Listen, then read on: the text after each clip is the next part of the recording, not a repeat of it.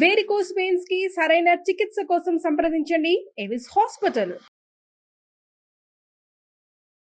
నమస్తే, welcome to Suman TV. ప్రస్తుతం మనతో భారతీ శంకర పీఠాధిపతి వ్యవస్థాపకులు అన్నవరపు తిరుపతి మూర్తి అవధాని గారు ఉన్నారు. వీరితో ఈరోజు కొన్ని విషయాల్ని మనం చర్చిద్దాం. నమస్తే అండి గురుగారు. ఓం శ్రీ మహాగణాధిపతయే నమః. మనకి ఒక్కొక్కసారి ఏంటంటే కళలో చనిపోయిన వాళ్ళు కనిపిస్తూ ఉంటారు గురుగారు. అంటే అమ్మ నాన్న కానీ లేదంటే కొంచెం ఎవరో కనిపిస్తూ ఉంటారు. అయితే ఒక్కొక్కసారి అలా కనిపించినప్పుడు కొంతమంది ఏమంటారంటే చెడు జరుగుతుంది అని అంటుంటారు, కొంతమంది ఏమో మీకు మంచి జరుగుతుంది అని అంటుంటారు. యాక్చువల్గా అంటే ఎవరు కనిపిస్తే, ఎలా కనిపిస్తే కళలో చనిపోయిన వాళ్ళు కానీ మనకి చెడు జరుగుతుందా లేకపోతే మంచి జరుగుతుందా, ఏం జరుగుతుంది అనేది శకునాలు. శకునము అనేటువంటిది అనేక రకాలుగా ఉంటుందమ్మా. మనం ఆలోచించే విధానం, ఆచరణ చేసే విధానాన్ని అనుసరించి కూడా కొన్ని ఉంటూ ఉంటాయి. మనం నార్మల్గా ఇంటి మనం బయటికి వెళ్ళినప్పుడు పిల్లి కనిపించగానే మనకు శకునం అని చెబుతాం. అలానే ఎవరైనా చనిపోయిన వ్యక్తి కనిపిస్తే కొంతమంది అమ్మను భయపడుతూ ఉంటారు. కానీ మనం ఏదైనా ప్రయాణం చేసేటువంటి సమయంలో శివం శవం అంతే తేడా. శివం శవం అంటే మనలో ఉంటే శివుడు, ఆయనలో ఉంటే శవుడు. జీవుడు మనలో లేడు, వెళ్ళిపోయాడు. శవం ఆయనలోకి మన ఐక్యత వెళ్ళిపోయాం. ఆయన మనలో ఉన్నప్పుడు మనం శివం, మామూలుగా ఇట్లా ఉంటూ ఉంటాం. ఆ శివం శవం, దైవం దయ్యం, ఈ అక్షరం మాత్రమే తేడా. దాన్ని మనం అన్వయించుకునే విధానం ఒకటి ఉంటుంది. అది మనం మంచిగా అన్వయించుకుంటామా మంచిగానే ఉంటుంది, చెడుగా అన్వయించుకుంటామా ఆ చెడుగానే జరుగుతుంది. ఏది జరగాలి అన్నా ప్రధానంగా మన యొక్క మెదడు, మన యొక్క మనస్సు ఎంత కంట్రోల్లో ఉందనేటువంటిది ప్రధానంగా మనం గమనించుకోవాలి. ఎందువల్లనంటే ప్రతి దాన్ని శకునము శకునము శకునము అంటూ ఉంటాం. అది దుశ్శకునం ఏంటి లేదంటే మంచిదేంటి? ఈ శకునాల్లో కూడా మంచివి ఉంటాయి, చెడువి ఉంటాయి. వాటిని మనం గమనించుకోవడం చాలా కష్టం. మనిషి బయటికి వెళ్తున్నప్పుడు శవం ఎదురైతే ఖచ్చితంగా శుభం. అంటే మనకున్నటువంటి కీడు వెళ్ళిపోయింది. నాకు కొన్ని సంవత్సరాలుగా నేను ఇంట్లోంచి ఏదైనా ప్రయాణం చేస్తుంటే ఖచ్చితంగా నాకు ఆ ఊరు దాటిలోపు ఎక్కడో ఒకటి ఏదో ఒకటి నాకు ఎదురుతుంది. అమ్మయ్య నేను క్షేమంగా తిరిగి ఇంటికి వస్తా. అంటే మనకు కొన్ని వాటికి శాస్త్ర ప్రమాణాలు ఉంటాయి. అలాగే కళలో చనిపోయిన వాళ్ళు కనిపిస్తే శుభం. అంటే మనకు జరిగేటువంటి కీడు తొలగిపోతుంది. అలాగే మనం చనిపోయినట్టు వస్తే ఇంకా మంచిది. కొన్ని రకాల కీడులు ఉంటాయి, అవి తొలగిపోయినట్టే. కళలో ఏమి రాకూడదు ప్రధానంగా అంటే మనం అన్నం తింటున్నట్టు రాకూడదు. మనం అన్నం తింటున్నట్టుగా కనుక స్వప్నం వచ్చిందా మనకు ఆ అన్నం త్వరలో దూరం అవుతుందని అర్థం. దొరకలేనటువంటి రోజు మనకు రాబోతుంది అని దానికి సంకేతం. దుస్వప్నాలు, దుశ్శకునాలు అంటుంటాం కదా, ఇవి కొన్ని మనకు ఏముందిలే అనుకుంటాం. కానీ అన్నం తింటున్నట్టుగా వస్తే ఒకరికి పెడుతున్నట్టు రావచ్చు, ఒకరికి పెడుతున్నట్టుగా రావచ్చు. అది వృద్ధి చెందుతుంది. మనం తింటున్నట్టుగా కనుక కళ కంటే అది మనకు దూరం అవ్వబోతుంది త్వరలో అనేటువంటి మనం గమనించుకోవాలి. అలానే ఏదన్నా ప్రమాదాలు జరిగినట్టుగా కొన్ని మనకు కొన్ని రోజులు జరగబోయేవి కూడా ముందు మనకు ఈ సిక్స్త్ సెన్స్ ఏవి అంటూ ఉంటారు కదమ్మా. అటువంటి పరిస్థితుల్లో స్వప్నంలో అది కూడా ఎప్పుడు సుమారుగా 3వ జాము 2:30 తర్వాత 4 మధ్యలో అది గోచరిస్తుంది. జరగబోయేవి ఏమైనా ఉంటే త్వరలో అవి మనకు ముందుగా కానీ అది మనకి ఎప్పుడు తెలుస్తుంది అంటే ఒక 4-5 రోజుల తర్వాత, నెల రోజుల తర్వాత మనం అక్కడికి వెళ్ళినప్పుడు అదేదో జరుగుతున్నప్పుడు ఇది ఇంతకుముందు ఎప్పుడు చేసామే అన్నట్టుగా మనకు ఒక రకమైన తీరి. నిజంగా వెళ్ళామంటే ఆ ప్లేస్కి అదే మొదటిసారి వెళ్ళింది, కానీ అక్కడికి వెళ్తుంటే చూస్తుంటే ఇంతకుముందు ఎప్పుడు మనం ఇదంతా వచ్చాము అనేటువంటి, అంటే కొన్ని రోజుల క్రితం మీకు ఒక అనుభూతి కలుగుతుంది అనేటువంటిది మనకు స్వప్నంలో భగవంతుడు ముందుగానే చూపిస్తాడు. అటువంటివి తెలుసుకోవటం కష్టం, గుర్తుండవు. ఎందువల్ల గుర్తుండంటే మంచి అనేటువంటి అనుభవించాలి, చెడు అనేటువంటిది ఇక్కడే అనుభవంలో చూసి నేర్చుకోవాలి. కాబట్టి ఏదైనా దుశ్శకునాలు, దుస్వప్నాలు అయితే మనకు గుర్తుండేటట్టుగానే ఉంటాయి. అవి మనం పెద్దగా పట్టించుకోం. కలే కదా, మగత మీద ఏదో వస్తున్నాయి మనకు అని తీసుకుపోతాం. శకునం అనేటువంటిది ఎంత ప్రమాదమో అంత ప్రమోదం కూడా. ప్రమోదం అంటే మంచి. మంచి చెడు ఎప్పుడూ కూడా ఒకదాంతో ఒకటి పోటీ పడుతూనే ఉంటాయి. మంచి చెడు ఎప్పుడు ఒకదాంతో ఒకటి పోటీ పడుతూనే ఉంటుంది. మన ఒక్క దౌర్భాగ్యం ఏమిటి అంటే మంచి ఎప్పుడు ఓడిపోతూనే ఉంటుంది తాత్కాలికంగా. చెడు ఎప్పుడు తాత్కాలికంగా గెలుస్తూనే ఉంటుంది, కానీ దీర్ఘకాలికంగా గెలిచేది మాత్రం మంచి ఎప్పుడు కూడా. ఆ దీర్ఘకాలిక ప్రయోజనం కోసం మనం ప్రయత్నం చేయం.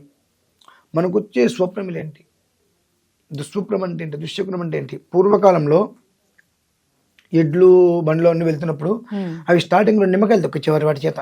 అవును. ఎందువల్ల సిట్రిక్ యాసిడ్ లాంటిది అందులో ఉంటుంది. అవి మట్టిలో బురదలో అన్నీ వెళ్తూ ఉంటాయి కాబట్టి అందులో కాస్త క్లీన్ చేయకపోతే గిట్టలు పురుగు పుట్ర వస్తుంటాయి, పుండ్లు కూడా. ఆ నిమ్మకాయ తొక్కించడం వల్ల అందులో ఉండేటువంటి సిట్రిక్ యాసిడ్ లాంటిది వచ్చేసేసి క్లీన్ చేస్తాయి, అందులో ఉండేటువంటి బ్యాక్టీరియాని మొత్తం అంతా తీసేస్తుంది. దానికోసం అప్పట్లో పెట్టేవారు. ఇప్పుడు కొత్త బండి కొనగానే నిమ్మకాయ పెడుతున్నారు. అంటే దాని రీజన్ ఏంటి, ఇది ఎందుకు చేస్తున్నారు, అప్పుడు ఎందుకు చేసేవారు అనేటువంటి విషయాన్ని మనం గ్రహించుకోవాలి. ఆ గ్రహించుకోకుండా అప్పుడు అది పెట్టారు కాబట్టి ఇప్పుడు ఇది పెడతాం, ఇప్పుడు ఎందుకు పెట్టాలి తెలుసా అంటే అట్లా శకునాలు ఇవన్నీ. కొంతమంది ఏమంటారు, నేను బండి కింద నిమ్మకాయ పెట్టలేదు కాబట్టి నాకు అనర్థం కలిగింది అంటారు. నీకు అనర్థం కలగాలని రాసుంటే ఎట్లయినా కలుగుతుంది, ఒక నిమ్మకాయ వలన కాదు. మరి నిమ్మకాయ ఎందుకు పెట్టాలి అంటే బలి అనేటువంటిది కోరదు, నిమ్మకాయ అనేటువంటిది బలి కోరదు. కాబట్టి ఆ నిమ్మకాయ తొక్కిస్తారు కాబట్టి ప్రాణాపాయ స్టేజ్ లేకుండా చిన్న చిన్న దెబ్బలు తగిలినా ప్రాణాపాయ పరిస్థితి వద్దు అని చెప్పి నిమ్మకాయలు తొక్కిస్తూ ఉంటాం. అది ఒక విధానం. ఇవి మనం తెలుసుకోవాలి. వాళ్ళు నిమ్మకాయ తొక్కిచ్చారు కదా, నేను దెబ్బకాయ తొక్కిస్తాంటే కాదు కదమ్మా. అంటే నిమ్మకాయ తొక్కించడం వెనకాల ఏంటి, బల్లి వలన ఉపయోగం ఏంటి, మనిషి చనిపోయిన మనిషి కళ్ళలో కనిపించారంటే దాని యొక్క అర్థం ఏంటి. ఒకసారి చాలా భయంకరంగా ప్రమాదాలు అయినట్టుగా వస్తూ ఉంటాయి. అది మనకు గుర్తొచ్చినప్పుడు కొంచెం జాగ్రత్తగా ఉండాలి మనం. అంటే మనకు ముందుగా ఆయన నీకు ప్రమాదం జరగబోతుంది, జాగ్రత్తగా ఉండు. తస్మాత్ శాస్త్రం ప్రమాణంతే వర్తతే. కాబట్టి భగవంతుడు ప్రతి జీవిలోనూ ఉంటాడు. ఇందాకన్నాక మొదట్లోనే కూడా శివం శివం అని చెప్పి భగవంతుడు ప్రతి జీవిలోనూ లోపల ఉంటాడు. ఆ ఉన్నప్పుడు భగవంతుడు నిన్ను తట్టి లేపుతాడు. ఆ సమయంలో నాన్న నీకు జరగబోతుంది ప్రమాదం, నీకు ముందే తెలియజేస్తున్నాను, జాగ్రత్త పడు అని చెప్పి. మనం ఏంటో బుద్ధులే ఏదో కాలం వచ్చింది, ఆ పెద్ద బ్రహ్మాండం ఇంట్లే మన పని మనం వెళ్ళిపోతాం. అవి ఎందుకు భగవంతుడు సూచిస్తాడు అని అంటే, జగత పితరవు వందే పార్వతీ పరమేశ్వరవు. జగత్తు మొత్తానికి తల్లిదండ్రి అయ్యేవాళ్ళు, నీకు కూడా తల్లిదండ్రిగా. కాబట్టి నీకు కష్టం వస్తే వారికి ఇక కష్టం, కాబట్టి నీకు కష్టం రావద్దు నాన్న, నీకు ఇది వస్తుంది అని చెప్పి మంచి చెడు రెండు కూడా నీకు స్వప్నంలో చూపిస్తున్నాడు. ఎందుకంటే మనిషి పడుకున్నాడు అంటే శవంతో సమానం. ఆ జీవం ఉంటుందో లేదో కూడా ఎవరికి తెలియదు లేచేంత వరకు. మనిషి పడుకున్న తర్వాత మనం పొద్దున్న నిద్రలేస్తాం, లేచేంత వరకు లేస్తామో లేదో మనకు తెలుసా, తెలియదు. కాబట్టి పడుకున్నప్పుడు శవంతో సమానం పూర్తిగా కూడా. ఆ సమయంలో ఏమవుతుందంటే జీవాత్మ పరమాత్మ మధ్యలో సంఘర్షణలు జరుగుతాయి. జీవాత్మ పరమాత్మ మధ్యలో సంఘర్షణ అంటే మాటలు, ఏదెట్లా ఆ మాటలు జరుగుతున్నప్పుడు బ్రాహ్మీ ముహూర్త కాలానికి ముందు, బ్రాహ్మీ ముహూర్తం అంటారు, దానికి ముందు కాలంలో నీకు స్వప్న సాక్షాత్కారం చేస్తాడు. మంచైనా చెడైనా రెండు లోపు వచ్చేటువంటి విషయాలు మనం పెద్దగా పట్టించుకోకర్లేదమ్మా. తర్వాత ఆ వచ్చిన స్వప్నం ఏదైతే ఉంటుందో అది దుస్వప్నమా లేదంటే మంచిదా అనేటువంటి విషయం మీకు మెరుగుతోటి తెలిసిపోతుంది. దుస్వప్నం అనుకోండి, మనస్సంతా ఏదో ఆందోళనగా, తల పట్టేసినట్టుగా, అనీజీగా, ఇబ్బందికరంగా మనం లేవడమే లేకంగానే చిరాగ్గా వస్తుంది. అది వచ్చిందంటే ఏదో దుశ్శకనం నీకు రాబోతుంది, దుస్వప్నంలో నీకు వచ్చింది, నువ్వు మర్చిపోయావేమో, జాగ్రత్తగా ఉండు అని. లేదు పొద్దున్న లేవంగానే చాలా ప్రశాంతంగా, ఒక్కొక్కసారి ఏదో కొత్తదనంగా నిర్మలంగా అనిపిస్తుంది, నీకేదో శుభయోగం కలుగుతుంది అనేటువంటిది నీకు స్వప్నమే సాక్షాత్కారంగా. నీకు చాక్షుష్మతి జ్యోతిష్మతి నిన్ను ఉంటాయి మీ రెండు కొన్ని మంత్రసిద్ధిలో. ఈ చాక్షుష్మతి జ్యోతిష్మతి అనేటువంటిది ఏమిటి అంటే నీ కళలో వచ్చింది ఏంటి అనేటువంటిది జ్యోతిష్మతి మంత్రంలో మొత్తంగా నీకు తెలియజేస్తుంది. అది ఎక్కడో రేరు, కొంతమందికే భగవంతుడు ఆ యోగాన్ని ఇసుక రేణువంతిస్తాడు. ప్రమాదం అనేటువంటిది పసిగట్టే విధానం, అంటే పసిగట్టకుండా అర్థం చేసుకునే విధానం అందరికీ ఇస్తాడు. ఇది లేవంగానే అనీజీగా చికాగా తలనొప్పితో లేవటం అనేటువంటిది ప్రతి మనిషిని నిత్య జీవితంలోనూ ఇచ్చేస్తాడు. అది కొంతమంది లేవంగానే చాలా ప్రశాంతంగా నిర్మలంగా. సో ఈ చాక్షుష్మతి జ్యోతిష్మతి అనేటువంటి ఏదైతే ఉంటుందో దాని యొక్క ఇసగలేనంత శక్తి కొంతమందికి ఇస్తాడు.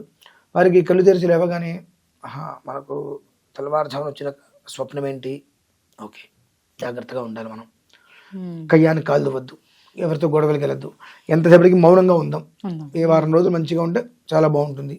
లేదు ప్రశాంతంగా ఉంది, ఏదో మనకు రాబోతుంది అనుగ్రహం, సిద్ధంగా ఉందాం పుచ్చుకోవడానికి అని కొంతమందికి మాత్రమే ఇసగలేనంత పెడతాడు. మిగిలిన వాళ్ళకి లేవతంతోటే వాళ్ళ యొక్క విధానంతో ఇచ్చేస్తాడు.